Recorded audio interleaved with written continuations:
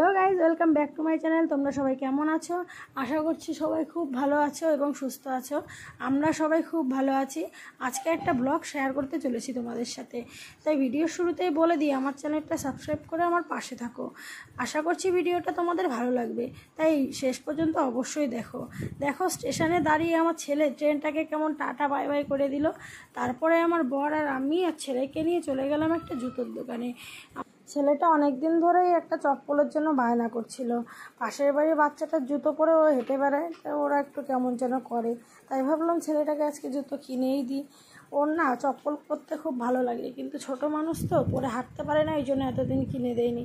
তো আমি দেখছি ও আমাদের জুতো পরেই হেঁটে বেড়ায়, বড়দের জুতো, তাই ভাবলাম আজকে কিনেই দিতে হবে, আর কিছু করার নেই। তারপরে গেলাম দোকানে। দেখো জুতো ওর পায়ের মাপে পাওয়াই যাচ্ছে না, সাইজে বড় কিন্তু ওর পা ঢুকছে না, পাগুলো একটু ফোলা ফোলা তো। তারপরে অনেক বেছে বেছে একটা জুতো পেলাম। দেখো ও পরে হেঁটে দেখছে হয়েছে কিনা পায়ে। আমি জিজ্ঞেস করলাম, বাবু তোমার পছন্দ হয়েছে জুতোটা? ওই দেখো কি সুন্দর হাসিটা দিল, বুঝতে পারলাম জুতোটা ওর পছন্দ হয়েছে।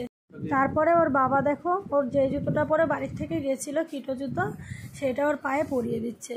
আর ওর নতুন জুতোর প্যাকেটটা দেখো হাতে কেমন করে ধরে রয়েছে, ও ছাড়ছিলই না। আমি কতবার চেয়েছি, তাও দেবে না আমার হাতে। দেখো বারবার কেমন করে খুলে খুলে দেখছে। তারপরে ওর বাবা জুতোটা পরিয়ে দিল। আমি মনে মনে ভাবছিলাম, ইস, এই সুযোগ যদি আমি পেতাম, আমার পায়ে কেউ যদি জুতো পরিয়ে দিত। কিন্তু আফসোস, আমার বাবা অনেক ছোটোবেলাতেই মারা গেছে, এই সুযোগ আমি কখনোই পাইনি। তারপর দেখো ওর বাবা জুতোটা পরিয়ে দিল, ও হেঁটে হেঁটে বেরিয়ে যাচ্ছিলো আগে আগে। তারপরে আমি যেই বলেছি বাবা জুতোটা নেবে না, তারপরে দেখো রিটার্ন নিতে এসছে জুতো। তারপরে চলে গেলাম একটু বাজারের ভিতরে, সেখানে গিয়ে একটু ঘুগনি খেলাম। সেটা বরমশাই তো বাড়ি আসার সাথে সাথেই ঘুমিয়ে পড়েছে। আর ছেলে দেখো বাজার থেকে যে বিস্কুট কিনে নিয়ে এসছে, তা দেখো ঘটির মধ্যে রেখে দিয়েছে। যেই জিজ্ঞেস করেছে এগুলো দিয়ে কী করবে, বলছে পুজো দেবো।